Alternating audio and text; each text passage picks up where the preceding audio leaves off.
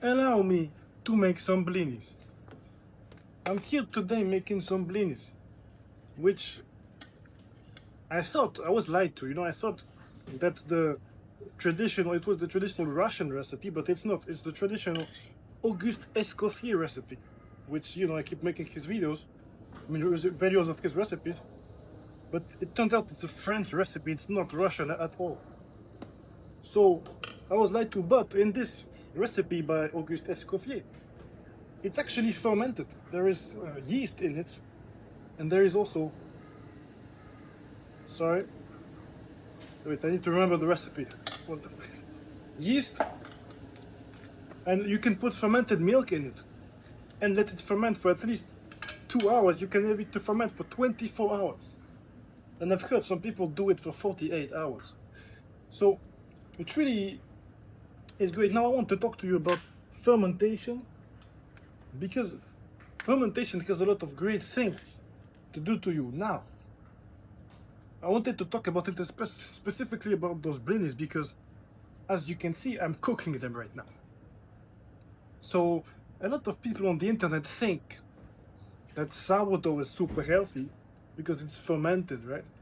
Or that things like this that are fermented are also so good, so healthy. But it's not true, because as you can see, those fucking blinis, although they might be very fucking tasty, the fermentation only helps them have a different taste. There's more depth of flavor. It's sour. It's sourdough, right? But because you're cooking it, you're actually not making it healthy at all. Like, you're killing. The thing that was supposedly healthy about the fermentation is that you let it ferment to grow a lot of bacteria. But by cooking it like this, especially browning it on a pan like this, a cast iron, if it's browning, it means that it's reached a temperature of above 130 degrees Celsius. And 99% of the bacteria die at 70 degrees Celsius. If you bring it to 121 degrees Celsius, it's sterilized. So that's what happens when you want to make tools safe for like operations and stuff in the fucking operation, the doctor's place. You get operated for some fucking thing. You sterilize stuff at 121 degrees Celsius, which, let me make my blinis, which means that if you're cooking food in the same way up above 120 degrees, you're sterilizing it, you're killing every bacteria that's in it. You might actually leave 0.001%, right? Because some bacteria resist the heat and food still goes bad, right? It's not because you sterilized your food that it never goes bad. It's going to get bad after a long time. Of course, if you made, canned food, the canned food that's going to stay alive for years, you could argue that you can still eat it after 100 years, but nobody wants to try that. Fuck, there's the neighbors looking at me and listening to what I'm saying. It's very weird.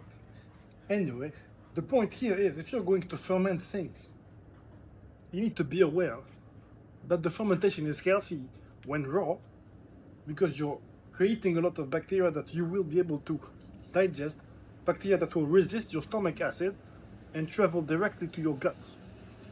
That's super helpful, because then you get more bacteria in your system that will be able to help you digest other things and help you resist other illnesses, because those bacteria will fight off other bacteria. Because in your gut, what happens is you have a limited, there's a lot of different bacteria that fight for survival. Your gut is a limited land, right? And the bacteria that's already there fights for survival of each other. So by making sure you have a lot of healthy bacteria like lactobacillus, which is the bacteria that you get from fermenting food, it's a bacteria that's very good at making you healthy, because it's efficient at fighting other diseases like salmonella. You literally, if you have a very strong gut with a lot of lactobacillus bacteria, you actually have a great chance to kill things like salmonella and E. coli in your guts, because they're so nice to There's such strong bacteria in such big amount, they can actually kill outsiders, infectious diseases. Now the thing is, everyone online thinks it's fermented so it's healthy, and sourdough is not necessarily healthy. The one thing that might be helpful about this fermenting flour, fermenting yeast like this, like sourdough, like blinis, is that you're actually fermenting the gluten, which will break it down. Basically, the fermentation will pre-digest the gluten for you, which is not necessarily a good thing, because you're babysitting your system. Your system should be able to go through it, although true that some people, you might have heard me before say that humans shouldn't consume grains at all, which I still believe. Humans shouldn't consume grains. But if you are going to do it, you could say it's healthy to ferment it because it's going to break down the gluten, which will make your system not have to digest it, because for most people, it's the gluten that makes you unhealthy, that makes you have brain fog, that makes you gassy, that makes you all these things. Right? So, you might want to ferment your breads and stuff like this if you have those gluten issues or anything. And I actually thought about the fact that, you know how it gives you brain fog, but some people argue it's because of gluten intolerance, but everyone gets brain fog from excessive carbs. Everyone. So it might just be due to people consuming what they consume. You know, they might have a rich carbs diet without noticing. Look at my country, it's fucking France. Everyone eats baguette every day. I'm the only one who fucking doesn't. It's actually crazy. People have this habit of buying baguettes basically every day, or every couple of days, eating bread every day. And so, of course, when you do this, you have so much gluten in your system compared to me, right? Or people that don't consume the bread. So, if you have much more carbs in your system overall, it might be because of this gluten exactly that you get the brain fog and the inflammation of your system, because too much sugar in your diet creates the inflammation in your system, which you should know by now if you've been following me, that if you get cholesterol issues, it's not because you ate too much fat. It's because your system is inflamed from too much sugars and stuff like this and unhealthy rancid oils, that now you can't process fat anymore, which might make you have cholesterol issues. Now, if you're going to ferment those carbs, which is the thing that makes most people have a lot of problems with it, the gluten, then you destroy the gluten and you just made it easier on your digestive system. But it's not healthy because you're getting a lot of probiotic bacteria in your system.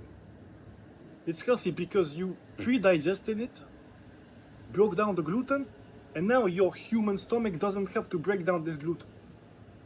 So it's you're making it healthier because it's less going to slow down your metabolism. But it's not helping you as a probiotic as you would by just eating raw fermented food. Now, of course, you can't really. I actually think you can. I've never tried it. To just eat fermented raw dough and stuff like this. That's next level. I'll look into it. I'll tell you. I'll keep you updated. But technically, if you're fermented, the lactobacillus bacteria, if you're fermenting successfully, the lactobacillus bacteria is strong enough to kill other, like, harmful things that might pop up during the aging. And the salt, because you know it's brined, and the lactobacillus survives in salt, which is most of the, when people make food in brine, it's because brine kills those dangerous bacteria. So it's actually a great thing to be fermenting in brine and stuff. So if you put a bunch of salt in your dough, it actually makes sense that you would be able to just consume it raw. But is it tasty? Not really. I don't think it's even going to give you digestion problems because you already pre-digested it in the fermentation. Now, I'm making those blinis, Russian recipe, with fermented milk, because the point of this recipe is not in the Auguste Escoffier recipe, right? in his recipe, he just says to ferment it for at least 2 hours. He uses the word ferment. So the point is, if you're going to ferment it, there is milk inside, there is heavy cream inside. It's going to develop lactobacillus bacteria and ferment the yeast and the gluten from the bread. So, but to just help it a little bit while fermenting, I put some ckear in it, so some fermented milk, which has helped it really take crazy texture and grow in size much faster. Because if you just you add a colony of bacteria, oh my god, I just burnt myself. Already living colony of bacteria that's like full of bacteria, there's plenty of them, an abundance of bacteria, then it's going to happen much faster in a fermentation than if you go from zero and you're trying to build up a colony of bacteria for fermentation for taste. Because if you want to add more taste, it's going to happen much faster in a much more efficient way if you add an already living colony of bacteria like lactobacillus in your food to help it ferment. Otherwise, if I hadn't done that, after 2 hours it would have barely gotten an ounce of flavor out of it. But because I let it ferment first of all, I waited 2 hours to see the result. Then I made some, and those ones have been fermenting for 24 hours. And the taste is already much stronger, which is amazing. Because that's what I've always thought about blinis. When I think about blinis, I think about those little pancakes that have a sour flavor behind them, you know? You can actually do them by using sourdough starter, which is exactly what I've been doing, basically. Except instead of using the fermented flour, I used fermented kefir. It's the same thing, because my neighbors are listening to everything I'm fucking saying. It's super weird. Instead of using the fermented flour, I'm using the fermented kefir, which both develop lactobacillus bacteria. Of course, the flour and the gluten developing is going to give another texture, which is important, which I didn't get as much after 2 hours, but I did get a lot more lactobacillus fermentation and taste development from adding kefir in it. Now, after 24 hours, both bacteria have had time to develop. So when I opened the fridge, you know, after fermenting it, the texture was super hard. I had to mix it up a lot to break it down because the kefir was actually curdling and making big chunks of dough. So I had to separate it, mix it up a little bit to then get back to, check this out, something that actually looks liquid. It's actually only bubbles. Only fucking bubbles, sorry. Because of so much fermentation, when you ferment things, a lot of gas gets out.